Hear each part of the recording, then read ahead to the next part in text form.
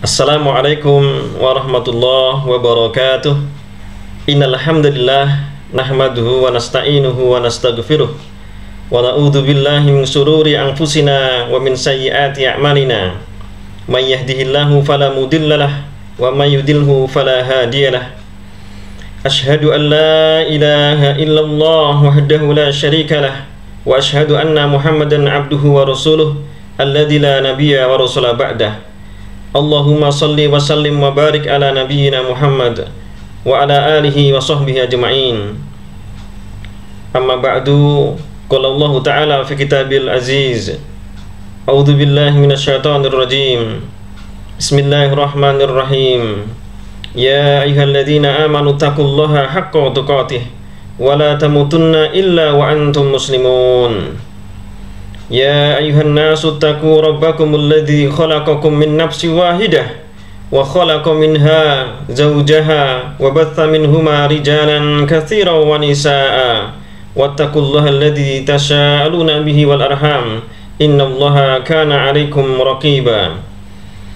Ya ayyuhalladzina amanu taqullaha wa qulu qawlan sadida yuslih lakum a'malakum wa yaghfir lakum dzunubakum wa may yuti'illaha wa rasulahu faqad faza fawzan 'azima. Jajaran pengurus unit kerohanian Islam UKI Fakultas Ilmu Sosial dan Ilmu Politik dan para anggotanya rahimakumullah. Yang pertama marilah kita panjatkan puji syukur kita kehadirat Allah Subhanahu wa taala yang telah memberikan nikmat iman, nikmat Islam, nikmat sehat dan kesempatan sehingga kita bisa bermajelis kali ini. Semoga Allah Subhanahu wa ta'ala melimpahkan berkahnya kepada kita semua. Sholawat serta salam semoga tetap tercurah kepada baginda Nabi Muhammad Sallallahu Alaihi Wasallam, keluarganya, sahabat-sahabatnya, tabi'in, wa tabi'in, serta orang-orang yang senantiasa istiqomah di jalannya. Senang sekali bisa menyapa antum semua kali ini.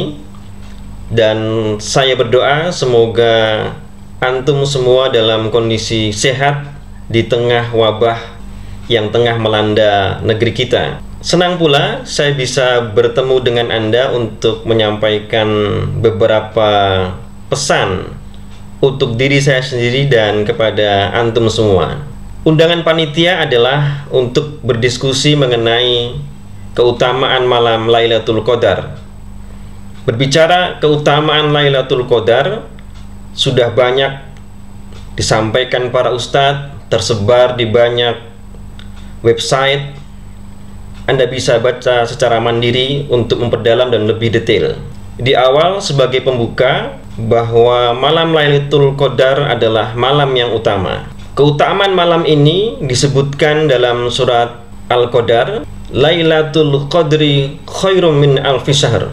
Malam Lailatul Qadar itu lebih mulia daripada 1000 bulan. Apa maknanya? Malam itu Allah Subhanahu wa ta'ala melimpahkan berkah dan rahmatnya kepada penghuni bumi. Wujudnya adalah Allah melipat gandakan pahala bagi orang-orang yang beramal soleh di malam itu. Jadi ketika ada seorang muslim, seorang mukmin, dia melakukan amal soleh di malam itu pahalanya dilipat gandakan seakan-akan beramal selama 1000 bulan tanpa cacat. Ketika Anda melakukan sholat sunnah 2 rakaat di malam itu, Anda seakan-akan dinilai melakukan 2 rakaat sepanjang 1000 bulan tanpa cacat. Sehingga dengan motivasi ini Rasulullah Shallallahu Alaihi Wasallam mendorong kita, memotivasi kepada kita untuk mendapatkan malam yang utama itu. Tentang kapan malam Lailatul Qadar itu datang, kita hanya diberikan clue bahwa dia kemungkinan besar ada di 10 hari terakhir di bulan Ramadan. Lebih besar lagi kemungkinannya dia ada di hari-hari ganjil di 10 hari terakhir itu. Apa yang kita lakukan? Simple. Kita bisa mengintai datangnya malam Lailatul Qadar itu dengan beramal soleh sepanjang waktu di bulan Ramadan, khususnya adalah di 10 hari terakhir bulan Ramadan. Khusus lagi di hari-hari ganjil di 10 hari terakhir di bulan Ramadan. Mengenai ini, tinggal bagaimana kita memotivasi diri kita untuk mau dan mampu melakukan amal-amal soleh itu. Anda bisa beramal soleh banyak, itu suatu utama. Anda bisa beramal yang tanda petik dianggap ringan, itu pun diperbolehkan. Tetapi sesungguhnya amal ringan yang menurut Anda itu ringan, di sisi Allah Subhanahu wa Ta'ala sesungguhnya berat timbangannya. Karena itu jangan pernah meremehkan amal-amal yang ringan. Anda bisa berinfak, sholat sunnah, dan membaca Al-Quran. Al-Quran ini adalah mesin pengganda pahala yang kita miliki. Satu huruf dalam Al-Quran itu bisa dinilai 10 bahkan lebih, akan dilipat gandakan sesuai keikhlasan, kesungguhan beribadah kepada Allah Subhanahu wa Ta'ala. Tentang berlipatnya amal soleh seorang muslim, dalam sebuah hadis qudsi ada diskusi mengenai hal ini. Diriwayatkan dari Imam Bukhari, beliau berkata dengan sanad yang bersambung sampai dengan Abu Hurairah radhiyallahu anhu, bahwasannya Rasulullah Shallallahu alaihi wasallam bersabda, Allah berfirman, apabila seorang hambaku hendak berbuat amal kejelekan, maka janganlah kalian mencatat amal kejelekan itu baginya sebelum dia benar-benar mengerjakannya. Apabila dia mengerjakannya, maka catatlah sama dengan kejelekan itu. Dan apabila dia meninggalkannya karena aku, maka catatlah satu amal kebaikan untuknya. Sebaliknya, apabila seorang hambaku hendak berbuat amal kebaikan, tetapi dia tidak jadi mengerjakannya, maka catatlah oleh kalian satu amal kebaikan untuknya. Apabila dia mengerjakannya, maka catatlah 10 hingga 700 kali lipat amal kebaikan untuknya. Dalam sebagian riwayat ada yang menambahkan lafal sampai kelipatan yang banyak. Bab ini dibicarakan dalam bab kemurahan Allah Subhanahu wa Ta'ala dalam melipat gandakan balasan amal soleh. Ikhwan fillah rahimakumullah, membaca hadis ini kita bisa mengetahui bahwa kemurahan Allah Subhanahu wa Ta'ala itu bukan hanya di malam Lailatul Qadar. Di malam Lailatul Qadar itu Allah memberikan diskon besar kepada kaum muslimin, ada bonus besar kepada kaum muslimin yang beramal di malam itu untuk mendapatkan kebaikan selama 1000 bulan, tergantung amal soleh yang dia lakukan tanpa cacat. Dan di hadis tadi Allah Subhanahu wa Ta'ala sesungguhnya sudah maha pemurah sebelumnya. Ketika seorang anak manusia dia hendak berbuat satu kejelekan, dan dia kemudian karena Allah Subhanahu wa Ta'ala membatalkan kejelekan itu, membatalkan amal kejelekan itu, maka Allah menyuruh kepada malaikat untuk mencatat satu kebaikan untuknya. Bayangkan, sudah berniat buruk, kemudian karena Allah Subhanahu wa Ta'ala, dia ingat itu adalah perbuatan dosa, dia kemudian takut kepada Allah, dia mengurungkannya, maka dia dicatat sebagai satu amal kebaikan.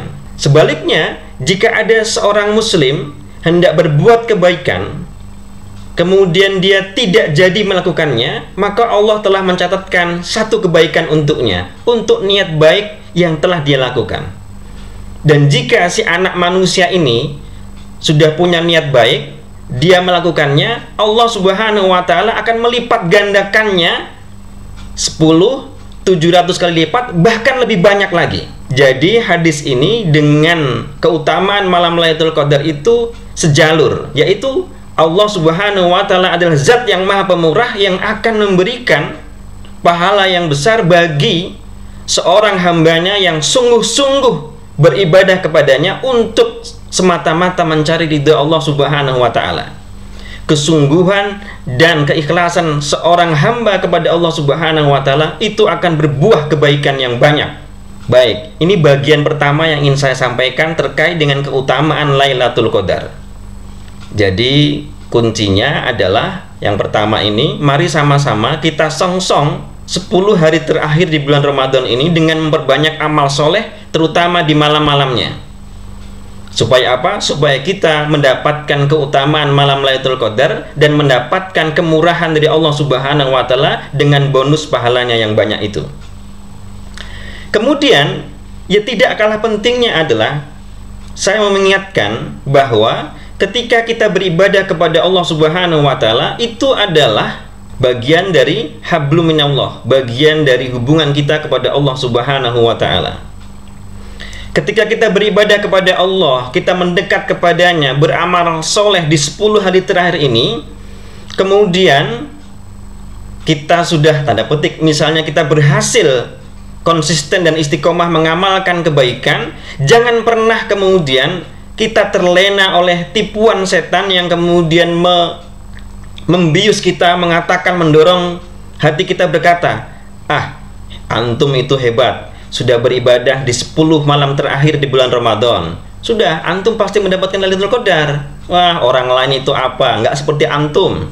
Orang lain itu nggak seperti antum. Antum lebih banyak amalnya. Hati-hati. Ketika kita beribadah, itu semata-mata hanya karena Allah Subhanahu wa ta'ala.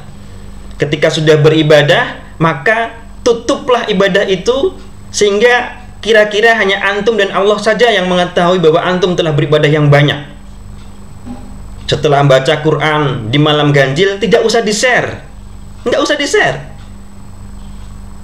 Update status, alhamdulillah malam ini 2 juz. Nggak perlu, simpan itu. Alhamdulillah malam ini bisa sholat sunnah 2 rakaat, sepertiga akhir lagi. Udah, nggak perlu, simpan itu untuk antum saja. Kemudian perlu kita sinkronkan ibadah kita kepada Allah Subhanahu wa ta'ala itu dengan cintanya Allah Subhanahu wa ta'ala kepada kita. Jadi ketika kita sudah mendekat kepada Allah, apakah Allah Subhanahu wa ta'ala telah menerima ibadah kita? Salah satu indikatornya adalah turunnya cinta Allah itu kepada makhluknya. Kita bisa buka hadis qudsi yang lain yang bisa menggambarkan tentang bagaimana ketika Allah Subhanahu wa ta'ala mencintai seseorang. Diceritakan dari Zuhair bin Harb, diceritakan oleh Jarir dari Suhail bin Abu Soleh dari ayahnya, dari Abu Hurairah radhiyallahu an, ia berkata, Rasulullah shallallahu alaihi wasallam bersabda, sesungguhnya apabila Allah mencintai seseorang hamba, dia menyeru malaikat Jibril alaihissalam. Dia berfirman, sesungguhnya aku mencintai si fulan, oleh karena itu cintailah dia. Beliau bersabda, malaikat Jibril lalu mencintainya. Kemudian dia menyeru kepada para penghuni langit, sesungguhnya Allah mencintai si fulan, oleh karena itu cintailah dia. Para penghuni langit lalu mencintainya. Beliau bersabda lagi, kemudian diletakkanlah penerimaan rasa cinta itu baginya di muka bumi. Demikian pula apabila Allah membenci seorang hamba, dia menyeru malaikat Jibril alaihissalam. Dia berfirman, sesungguhnya aku membenci si fulan, oleh karena itu bencilah dia. Kemudian malaikat Jibril membencinya. Kemudian dia menyeru para penghuni langit, sesungguhnya Allah membenci si fulan, oleh karena itu bencilah dia. Beliau bersabda, para penghuni langit pun membencinya. Kemudian diletakkanlah penerimaan rasa benci pada orang itu di muka bumi. Hadis qudsi ini mengingatkan, ketika kita mencari cinta Allah Subhanahu wa ta'ala, salah satu indikatornya adalah kita dicintai oleh manusia yang ada di sekitar kita. Jadi ketika Allah sudah mencintai hambanya, Allah Subhanahu wa ta'ala berfirman kepada para malaikatnya, sesungguhnya aku mencintai si fulan, oleh karena itu cintailah dia. Kemudian malaikat Jibril menyeru kepada para penghuni langit, sesungguhnya Allah mencintai si fulan. Para penghuni langit kemudian mencintai si fulan. Dan kemudian para penghuni langit ini memberikan rasa cinta itu kepada manusia, sehingga manusia itu mencintai orang yang dicintai Allah Subhanahu wa ta'ala. Jadi ketika antum sudah beribadah sedemikian rupa, jangan tergelincir. Bukti nyata bahwa antum itu sudah berhasil mendekat kepada Allah Subhanahu wa ta'ala adalah antum itu diterima di masyarakat, antum itu diterima di orang-orang sekitar. Kehadiran antum itu selalu ditunggu. kehadiran antum itu dianggap selalu menyenangkan? Sudahkah kita menjadi pribadi-pribadi seperti ini? Sehingga kemudian para aktivis Islam itu harus bisa mencari cinta Allah Subhanahu wa Ta'ala, juga cinta manusia di sekitarnya. Cinta manusia kepada seorang hamba Allah Subhanahu wa Ta'ala sekali lagi adalah wujud cinta Allah Subhanahu wa Ta'ala kepada seorang hamba. Sehingga jangan hanya memperdulikan ibadah mahdoh kepada Allah Subhanahu wa Ta'ala, tetapi tugas antum di muka bumi ini adalah memberikan kesejahteraan kepada sesama, bermanfaat kepada sesama. Inilah maknanya sebaik-baik manusia adalah yang paling bermanfaat kepada sesama. Ketika antum sudah beribadah sedemikian rupa, antum sudah bisa bermanfaat kepada sesama manusia, maka insya Allah antum berada di jalan atau track yang benar menjadi Abdullah, menjadi hamba Allah Subhanahu wa Ta'ala, sebagaimana tujuan kita diciptakan semata-mata beribadah kepada Allah Subhanahu wa Ta'ala. Ini adalah bagian kedua yang ingin saya sampaikan. Jadi kalau kita sudah beribadah semaksimal mungkin mencari Lailatul Qadar, dilipat gandakan pahalanya, dianggap menjalankan ibadah selama 1000 bulan, kemudian setiap amal kebaikan itu juga dilipat gandakan sedemikian rupa sebagaimana Allah Subhanahu wa Ta'ala ridho kepada seorang hamba yang beribadah kepadanya. Yang kedua adalah kita jangan tergelincir oleh rayuan setan untuk merasa diri paling banyak ibadah. Kemudian kita juga harus menunjukkan bahwa kita menjadi makhluk yang dicintai Allah Subhanahu wa Ta'ala dengan mencari cinta orang-orang yang ada di sekitar kita dengan cara memberikan sebanyak-banyak manfaat kepada sesama. Demikian yang bisa saya sampaikan kali ini. Semoga bermanfaat. Mohon maaf jika ada kekurangan. Wassalamualaikum warahmatullahi wabarakatuh.